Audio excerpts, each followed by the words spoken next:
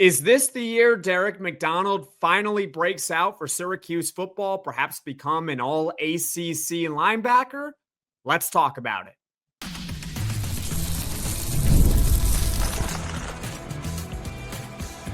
You are Locked On Syracuse, your daily podcast on the Syracuse Orange, part of the Locked On Podcast Network, your team every day. Hello, everyone, and welcome into Locked On Syracuse. I'm Jackson Holzer, and thank you for making us your first listen of every single day here on the Locked On Podcast Network. It's your team every day. We are always free and available wherever you get your podcasts. And on this week's Poll Friday, I asked you all the question, which Syracuse football veteran returning player is most likely to have a big season for the team in 2025? So that's what we're discussing here on today's mini podcast. Let's get right into it. The choices on this week's Poll Friday for those veterans: Derek McDonald, a redshirt senior inside linebacker; Berry Buxton, a redshirt senior safety; Kevin Jobity, a senior defensive lineman; and Dennis Jaquez, a senior defensive lineman as well. All four of those players are entering their final seasons of college eligibility, so they're all highly motivated to showcase their talent, because the next step, obviously, from college football is the National Football League, and I have to imagine that these are guys who want to one day play on Sundays, just like our very own Kyle McCord did yesterday in the preseason. Unfortunately, it did not go very well for him, but you know what? He's in the National Football League and he got drafted. You cannot take anything away from him in that regard. So, yeah, these are guys who are highly motivated, and they're also probably being asked to do more this year than they have been asked to do before with Syracuse football. These are all players, for the most part, who have spent their entire careers at Syracuse, the lone exception being Berry Buxton. Let's get into the results of this week's Poll Friday. There were about 150 votes, and the winner, receiving about half of the votes in general, was Derek McDonald, followed by Dennis Jaquez, Berry Buxton, and then Kevin Jobity in fourth, although I must say that Berry Buxton and Kevin Jobity were pretty much tied at third. Berry Buxton just slightly edged him out. I got to be honest with you, I went back and forth between two players, one of which being Derek McDonald, but the other was not Dennis Jaquez. It was actually Berry Buxton, but ultimately, I'm with the majority of you that the veteran returning defender most likely to have a big year among the choices that I gave is Derek McDonald. Why Derek McDonald? Well, first and foremost, he has the most experience, at least starting, out of any of these players. This is someone who arrived on campus in 2021. He's played in 37 career games for Syracuse, starting 26 of those games, including, I believe, 7 from last season. In 2023, that was actually Derek McDonald's best collegiate year. He was better in 2023 than he was in 2024. He had 67 tackles and 4 tackles for loss that season. And so we were all hoping that he would take an even bigger step in 2024 and perhaps become an all-ACC caliber linebacker.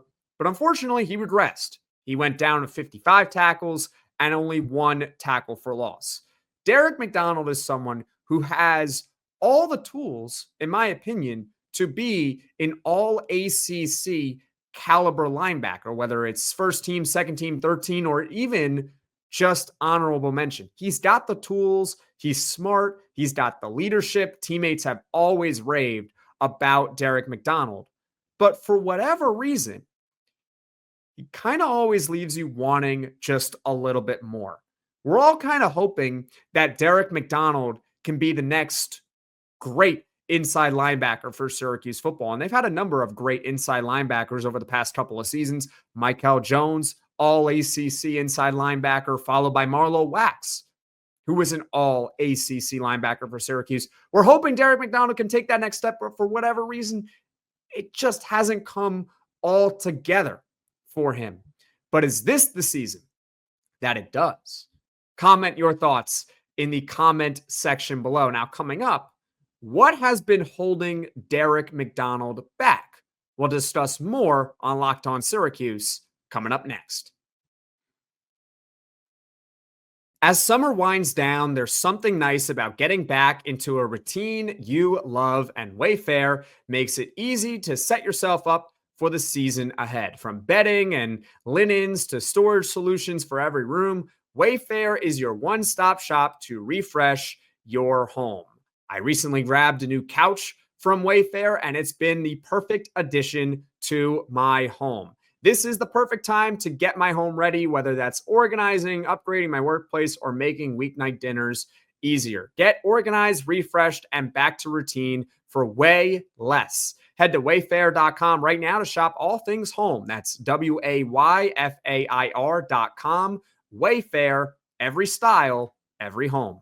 August 26th is officially FanDuel Futures Day, a brand new holiday for football fans who live for bold predictions and preseason hunches. For just 24 hours, FanDuel is giving you deals on NFL season predictions. So whether you're calling your MVP, eyeing a long shot division winner, or ready to crown your Super Bowl champion before week one even kicks off, this is your moment. Ready to crown your champion here in August? Let's go to FanDuel right now. Currently, the Baltimore Ravens are the favorite to win the Super Bowl, plus 650 odds, but a team that I'm eyeing that I think has pretty decent value. This was a team in the NFC Championship last year.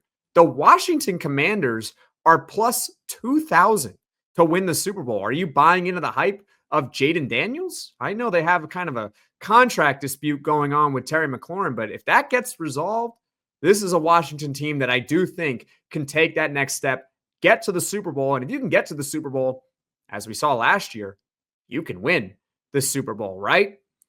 So visit the FanDuel app today and start planning your futures bets now, because Future Day is one day and one day only. FanDuel, play your game. This is Locked On Syracuse. I'm Jackson Holzer, and on this week's Poll Friday, I asked you all the question, which Syracuse football veteran returning player is most likely to have a big year for Syracuse's defense in 2025? And of the choices that I gave you all, the majority of you said Derek McDonald, and I agree, because Derek McDonald has experience and he's got the tools and the leadership to be a great player for Syracuse in 2025. But we left off the podcast talking about how it just hasn't come all together just yet for Derek McDonald. You see the potential day in and day out. Teammates rave about him, coaches rave about him, but it hasn't all come together for Derek McDonald. And this play last year against Georgia Tech is a great example of what I mean when discussing McDonald. So here he is. It is last season's Syracuse Georgia Tech game. It's 2nd and 1 at the Syracuse 21-yard line in the first quarter. And Derek McDonald, as you can see on the screen, he is the one who just does everything right. He is in perfect position to make a big play for Syracuse right here. He shoots the gap. He's got Haynes King, the quarterback for Georgia Tech, dead to rights. Derek McDonald correctly diagnoses that this is a quarterback keeper all the way through. All Derek McDonald has to do here is wrap up, make a tackle. It's a big loss for Georgia Tech. It sets up a 3rd and long, and Syracuse would be in good position to at least hold Georgia Tech to a field goal on this drive. Again, Derek McDonald, perfect position, does everything right. And yet, I'm not going to show you the ending, but he does not make the tackle. And ultimately, Haynes King goes in for a 21-yard touchdown to tie the game in the first quarter at 7. All this is meant to say, again, Derek McDonald has tools. He's got leadership. He's smart, but he's got to make the play when he has the chance to make the play. I guess from that brief photo that I showed you all here, because I'm not going to play it and then get copyrighted, but from that photo that I showed you all, he can work on tackling. That's one area that he can definitely improve his game. And if he can do that, Derek McDonald can certainly have a big year for Syracuse, lead the team in tackles, and perhaps be an all-ACC linebacker for this team in 2025, whether that's first team, second team, third team, or even just an honorable mention. Now, as far as the other choices are concerned, Berry Buxton was in second place, in my opinion, even though on the poll he finished in third place. He's probably going to get a chance to start a lot more than he did last year. Last year, he started 5 games for Syracuse. He could certainly have a good year, but I've seen more Derek McDonald than I have seen of Berry Buxton. So ultimately, that's why I take Derek McDonald to have a bigger year, more so than Berry Buxton. Then you got Kevin Jobity and Dennis Jaquez. These are 2 players that are fighting for playing time along Syracuse's defensive line. Will they have enough opportunities to have big seasons for Syracuse football? I guess it's a yes and no. Because if they show out, if one of them shows out, they'll be on the field.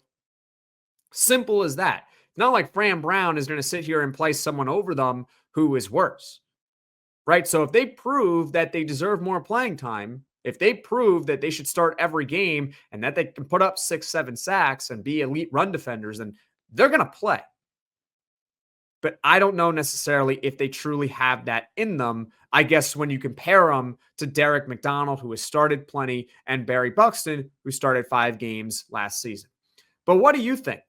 Derek McDonald, Berry Buxton, Kevin Jobity, Dennis Jaquez, which one of those 4 is most likely to have a big season for Syracuse? Comment your thoughts in the comments section below. As far as what is coming up on Locked On Syracuse here in the near future, this weekend, perhaps tomorrow, we will have another full podcast. It will be the last of the Syracuse football position group preview podcasts. We've done every position group on offense. We've done them all on defense. So the final one, we're just going to do the special teams all together. I figured we can't do a 30-minute podcast about kick returners, a 30-minute podcast about punters or kickers, but you know what we can do? A 30-minute podcast talking about the kicking situation for Syracuse, the fact that they have an all-conference punter in Jack Stonehouse, all the kick returners, all the punt returners, and the fact that Syracuse has a new special teams coordinator in 2025. So that's what we're going to dive into on the next podcast, a full special teams preview. And as far as podcasts for the following week, I do want to do a quarterback battle check-in podcast, what seems to be going around, what's being reported, and giving analysis on that, who might have an edge. I don't think we necessarily know just yet, or at least it's not public. Also, a check-in on Tennessee. They also have their own quarterback battle, and we can take a look at what position battles are going on over there. It's not going to be a full preview of Tennessee because we're going to save that for later on here in August, what I would like to call Tennessee week, the week leading up to the Tennessee game. But hey, we'll check in on the Tennessee Volunteers next week. All right. Sound good to everyone? Thank you for making Locked On Syracuse your first listen today. And for your second listen, you can check out the Locked On Portal Show with football recruiting expert Brian Smith.